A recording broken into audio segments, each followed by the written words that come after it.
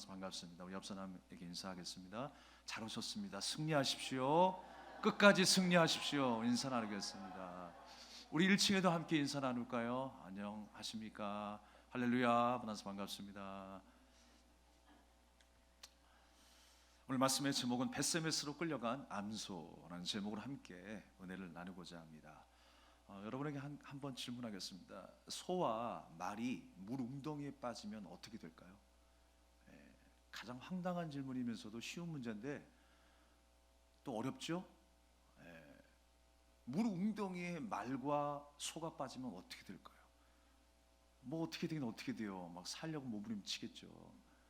근데 물 웅덩이에 빠지게 되면요, 다 헤엄쳐 물에서 나옵니다. 근데 말이요, 힘이 좋아요.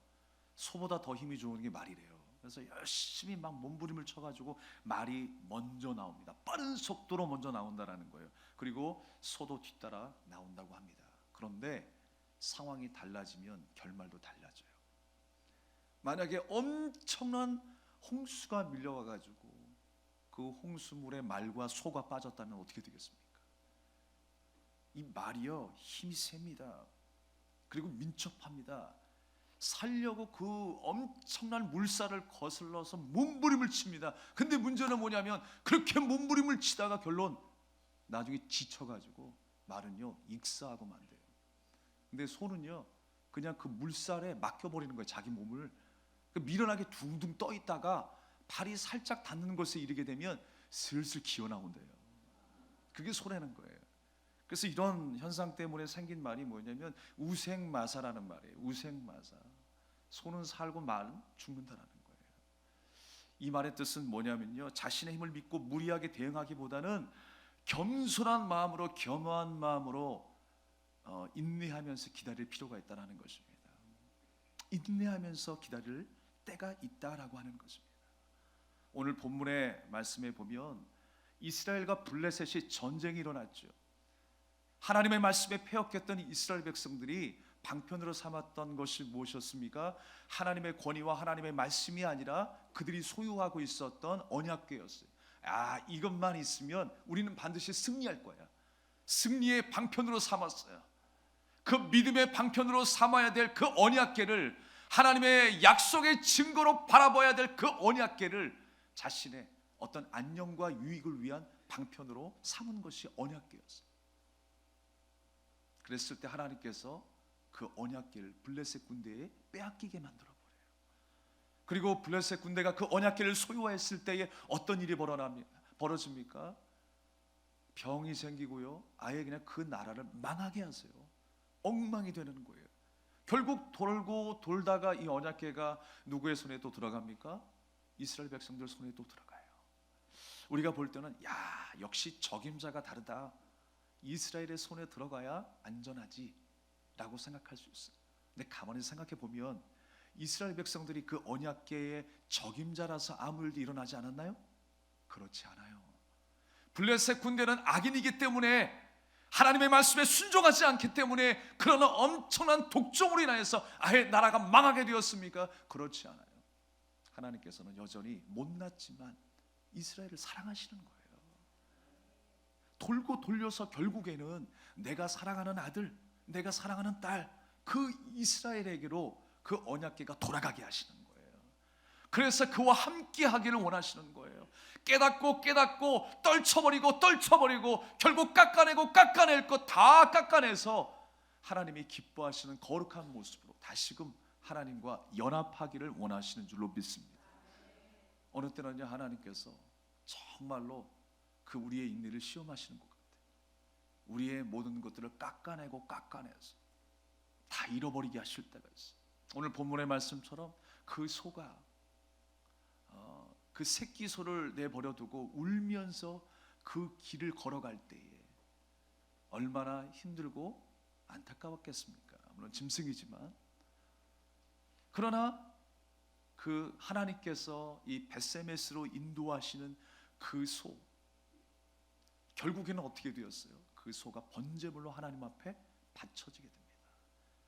모든 것들을 다 내려놓고 결국에는 죽음으로 모든 것들을 마무리했어요. 오늘 이 이야기를 통해서 우리에게 주시는 하나님의 구원의 역사가 무엇인지, 나를 향한 하나님의 그 사랑이 무엇인지를 다시 한번 깨닫고 돌아가는 시간 되기를 주님의 이름으로 축복합니다. 산산이 부서졌던 이 블레셋 군대가 이 언약궤로 인하여서 고통을 당합니다. 그때에 블레셋 사람들이요, 야, 이거 빨리 되돌려주자라고 이야기를 하는 거예요. 이거 재수 없는 거 빨리 돌려주자라고 이야기합니다. 그런데요, 어떤 방법으로 이스라엘 백성들에게 돌려주었냐면요, 이런 방법을 썼어요.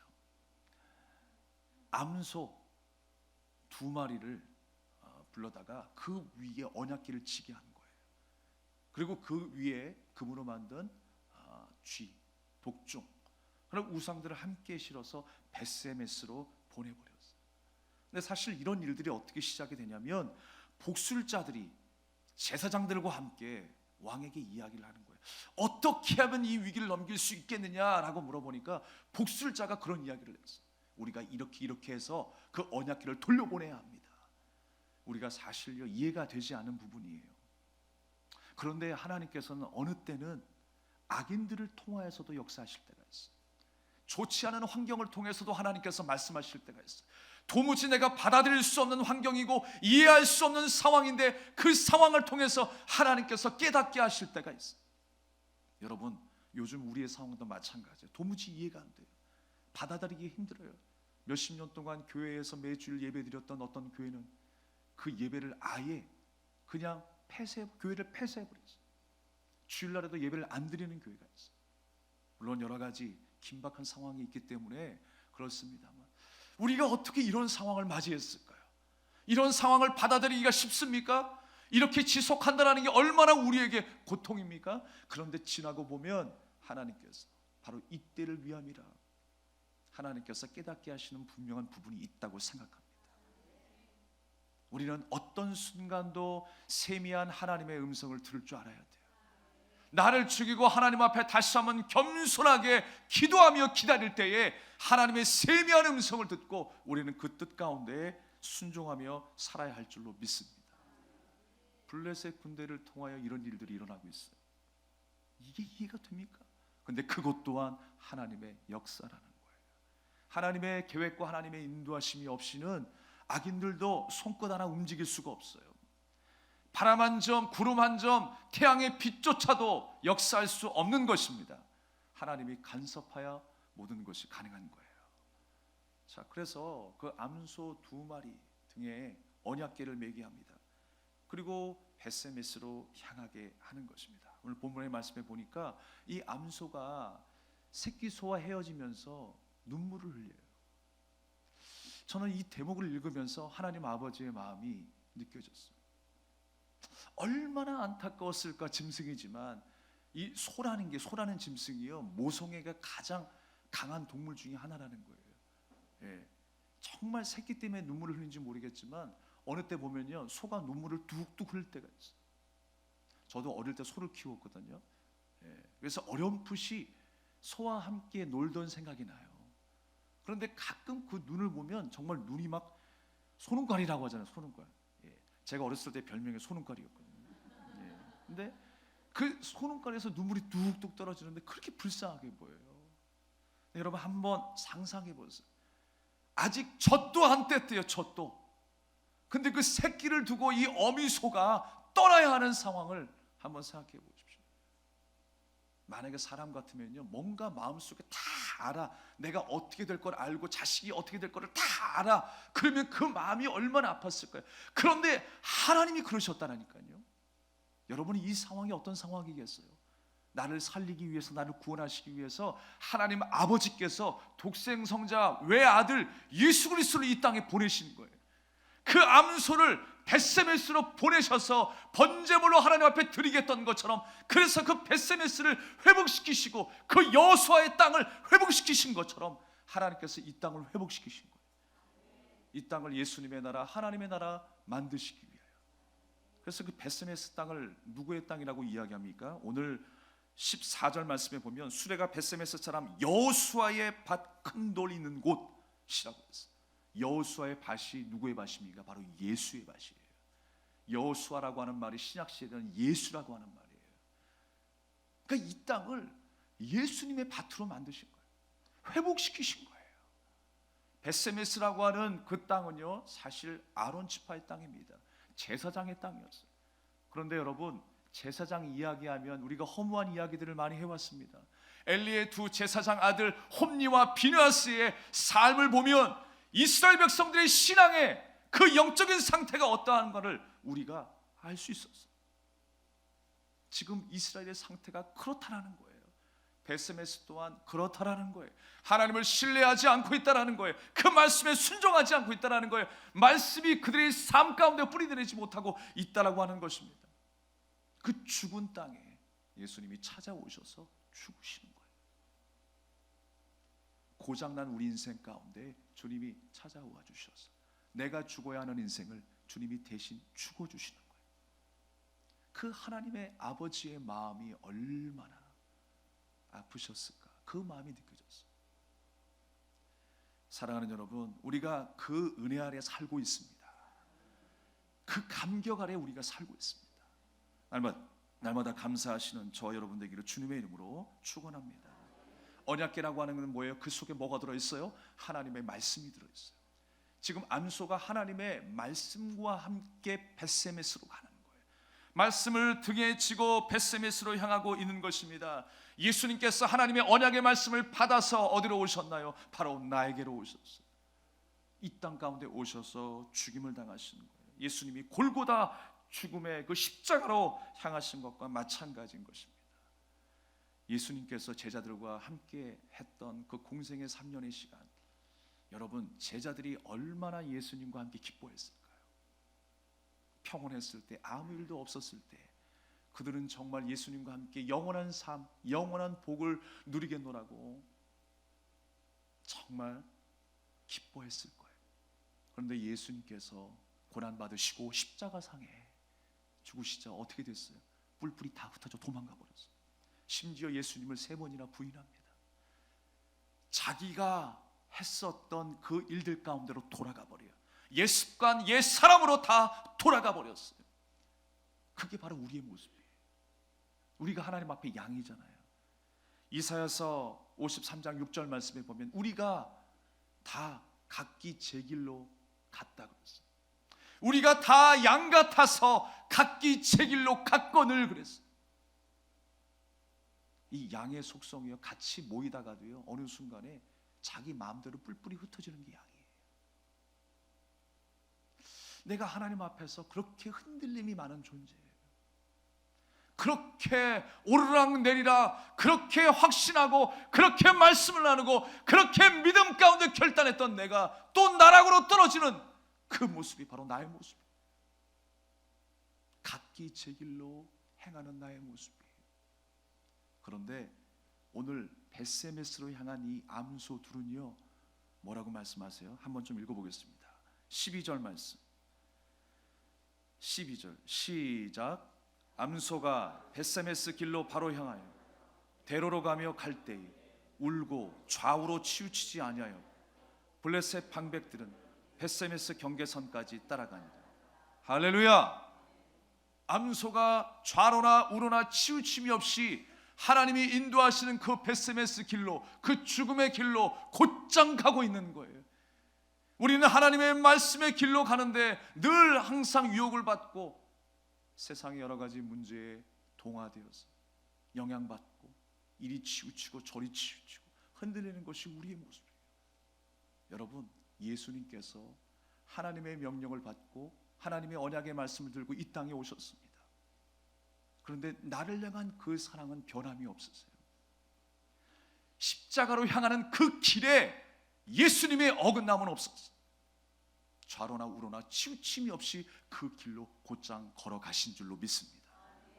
나를 향하여 변함이 없으신 그 고두신 하나님의 약속, 그 은혜가 우리에게 전해졌음을 감사하시기 바랍니다.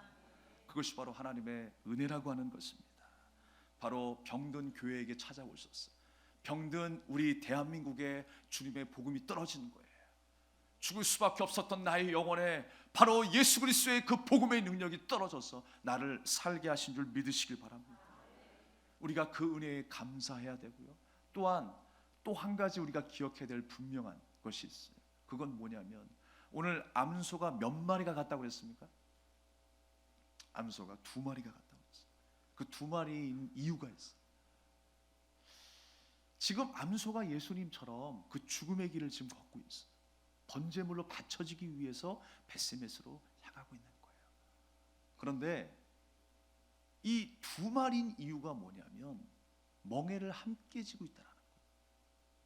그 이스라엘 백성들의 생각에는요, 멍에하게 되면 항상 2마리의 소를 생각하는 거예요. 그리고 함께 지고 있는 또 한 마리의 소를 생각하는 거예요.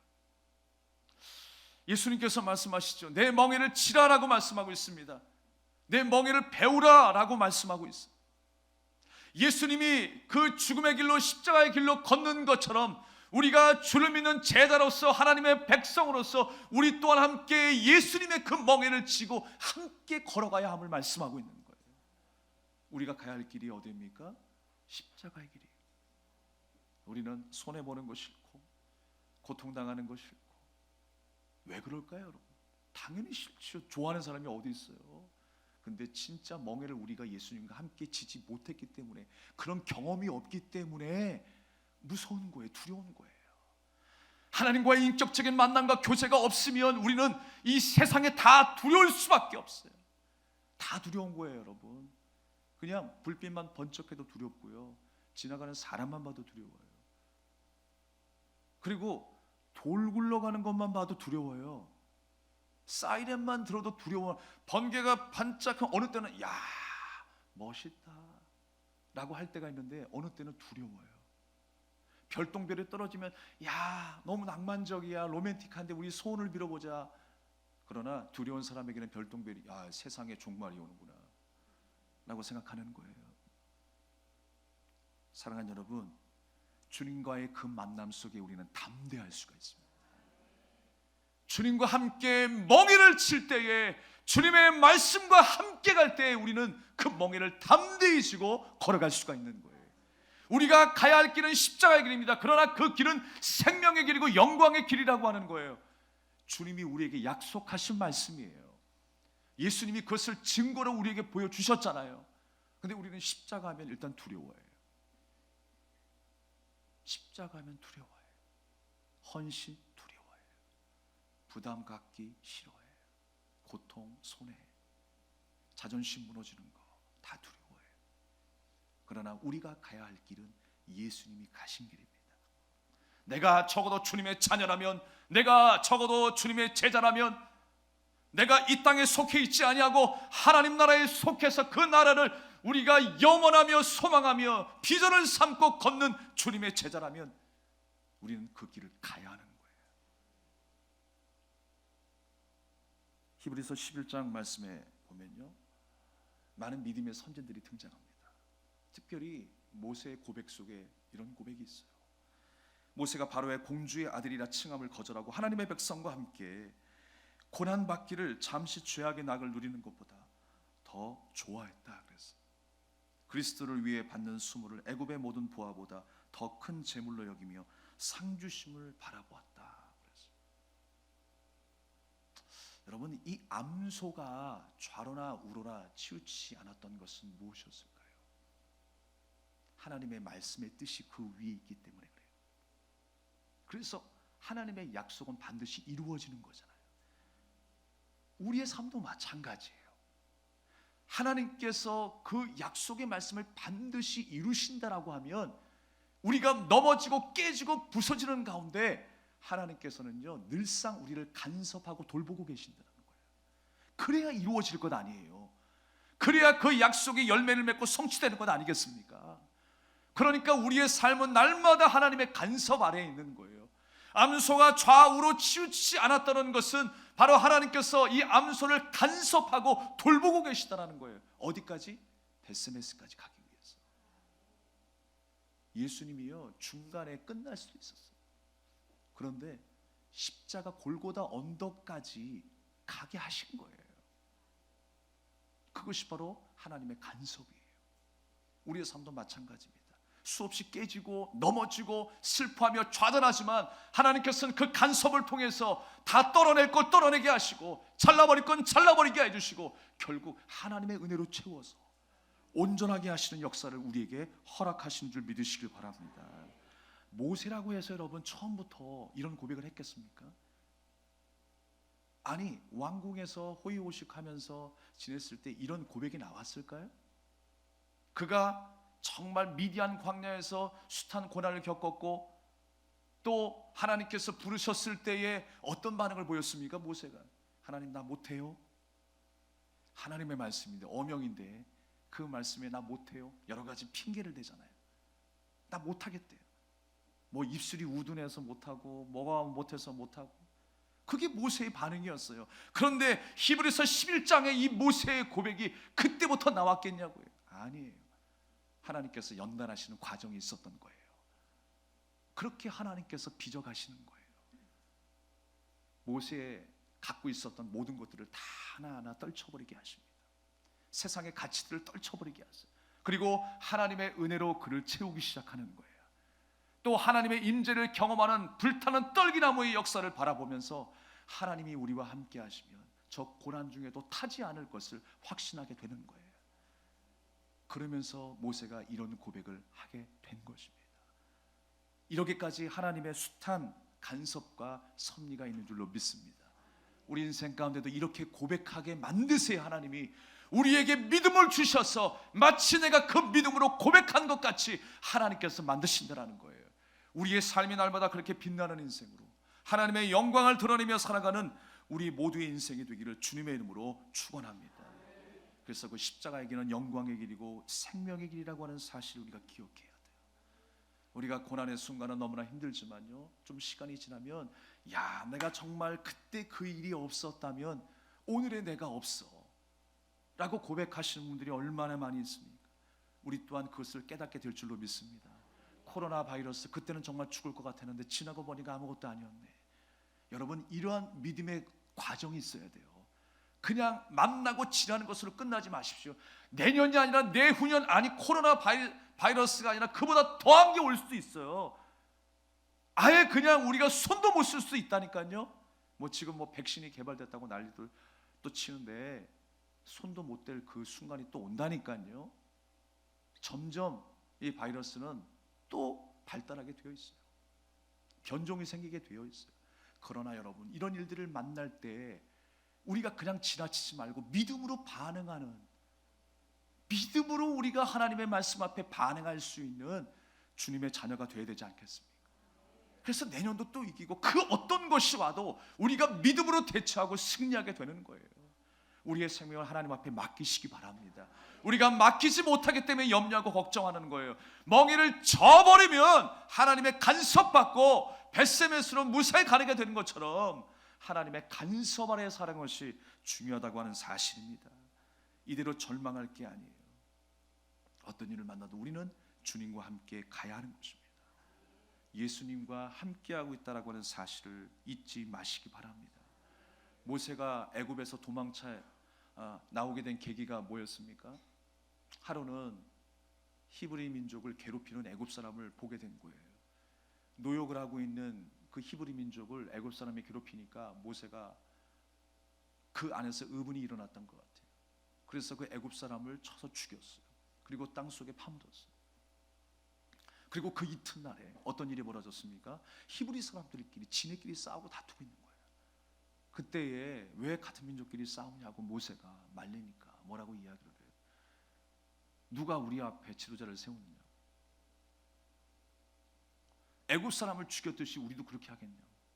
오히려 은혜를 모르고 모세에게 막 그렇게 이야기를 합니다. 그때 모든 이 모세의 죄가 탄로가 났어요. 다 까 뒤집어졌어요. 얼마나 이 모세 입장에서 억울했을까요?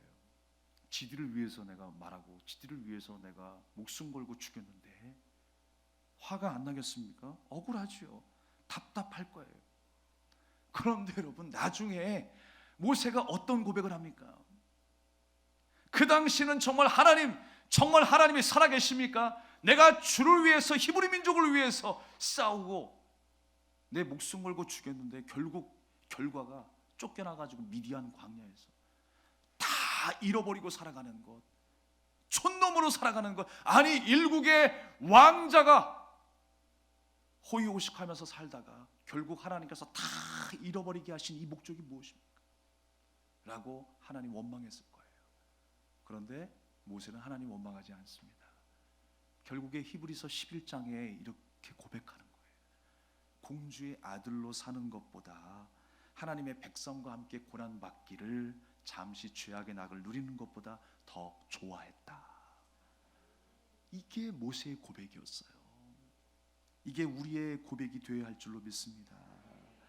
애굽의 모든 보아와 왕자의 자리가 진짜 가치인 줄 알았는데 그냥 그렇게 내가 배 두들기면서 호의호식하면서 살 줄 알았어요. 그랬는데 하나님께서 깨닫게 하셨다라는 거예요. 내가 그 시간 속에 멈춰 있었더라면 얼마나 불행한 인생이었던가. 그런데 주님께서 간섭하셔서 애굽에서 끄집어내시고 하나하나 내 안에 있던 옛사람을 다 벗어내게 하시는 거예요. 그리고 하나님의 거룩한 한 사람으로 세우시고 하나님의 능력과 하나님의 권세로 채우기 시작하는 거예요. 그래서 하나님이 이스라엘 백성들의 그 영적인 지도자로 사용하신 것 아니겠습니까? 우리가 어느 때는요 그렇습니다. 왜 이런 일들을 만나야 될까 염려하며 심히 애통할지라도, 사랑하는 여러분, 그때가 바로 하나님이 일하실 때임을 기억하시기 바랍니다. 우리의 믿음이 작동할 때임을 기억하시기 바랍니다. 하나님을 제대로 만날 때임을 기억하시기 바랍니다. 다시 한번 기도의 시간이 시작되어야 할 때임을 기억하시기 바랍니다. 잠잤던 우리의 신앙이 눈뜰 때임을 기억하시기 바랍니다. 그러면서 여러분 새벽 예배 많이 나오십시오. 그리고 기도하십시오. 무엇보다 자유하셨으면 좋겠어요. 왜 우리가 그렇게 얽매이는지 모르겠어요. 우리가 항상 하는 말이 있죠. 지금까지 이런 일이 없었다. 이렇게 힘든 일이 없었다. 저는 그 얘기가 좀 신빙성이 없다고 생각해요. 지금까지 이런 일들은 많았어요. 그때 당시에도 죽을 뻔했던 일들이 많았어요. 그때도 죽을 것 같고 지금도 죽을 것 같아요. 근데 이왕이면 우리가 그때도 이겼던 것처럼 지금도 우리가 이길 수 있다. 지금까지 인도하신 것처럼 우리가 지금도 이겨낼 수 있다라고 하는 믿음으로 사시기 바랍니다. 그러면 하나님께서 하나님의 때에 반드시 모든 걸 정리하게 되실 줄로 믿습니다. 그 하나님의 은혜를 사모하면서 한 주간 기도로 승리하시는 우리 모두가 되기를 주님의 이름으로 축복합니다. 우리의 피난처는 다른 데 있는 게 아니에요. 우리 하나님이십니다. 주님만이 나의 진정한 피난처세요. 주님은 이 어려움 속에 아빠라고 부르기를 원하세요. 아빠, 아버지, 아바, 아버지. 주님 찾기를 원하신다니까요. 그래서 이런 어려움들이 있는 거예요. 우리 다시 한번 이 찬양을 드리고 기도할 터인데 주님만을 간절히 의지하며 찬양하시고 주님의 도우심을 간절히 바라면서 기도합시다. 뭐 난데없이 막 신천지까지 난리를 치고 막 지금 세상이 어지럽게 되는데 주님이 교통정리해 주시옵소서. 그래서 사라질 것들은 사라지고 다시 한번 세워져야 될 것은 세워지고 하나님의 능력을 경험할 수 있는 이 터널이 되게 해달라고 다시 한번 우리가 간절히 기도하겠습니다. 나의 피난처 되신 예수님을 찬양합니다. 나의 피난처 예수 의지해요. 나의 피난처 예수 의지해요. 나의 가는 길에 거센 바람 몰아쳐와도 나의 피난처 예수 의지해요. 나는 영원히 주님 사랑해요. 나는 영원히 주님 사랑해요. 세상 어떤 것도 나의 사랑 끊을 수 없네. 나는 영원히 주님 사랑해요. 아바 아버지 나를 사랑하시니 나의 모든 것 주께 드려요.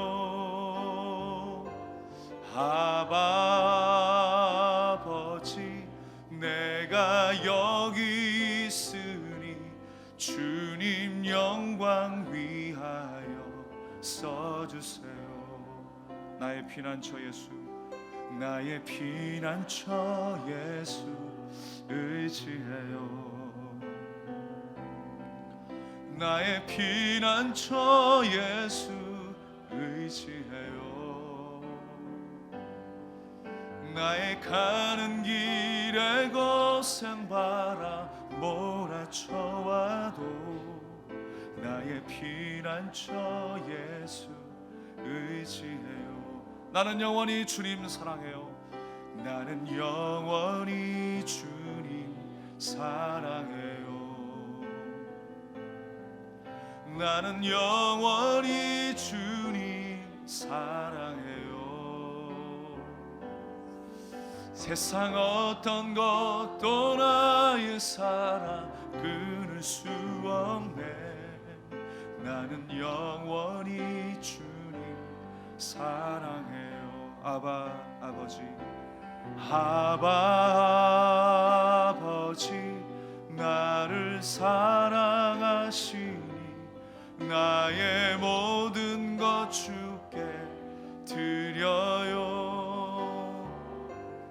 아바 아버지, 내가 여기 있으니 주님 영광 위하여 써주세요. 아바 아버지, 아바 아버지, 나를 사랑하시니 나의 모든 것 주께 드려요. 아바 아버지, 내가 여기 있으니 주님 영광 위하여 써주세요. 아멘. 우리 합심하여 동선 한번 기도하기를 원합니다. 예수 그리스도께서 나를 향하신 그 사랑, 변함이 없는 그 온전하신 그 사랑, 또 나와 함께 하기를 원하시는 그 동행, 주님 우리가 잊지 않겠습니다. 주님이 오실 그날까지 주님이 가신 길을 나도 따라가겠습니다. 험하고 고통의 길이지만 그 길이 생명의 길이고 영광의 길임을 나 또한 믿고 따르겠습니다. 주님 나와 함께하여 주시옵소서. 주께서 주신 그 믿음으로 승리하는 삶을 살게 해달라. 우리 간절한 마음으로 기도하겠습니다. 하나님 아버지, 은혜를 감사드립니다.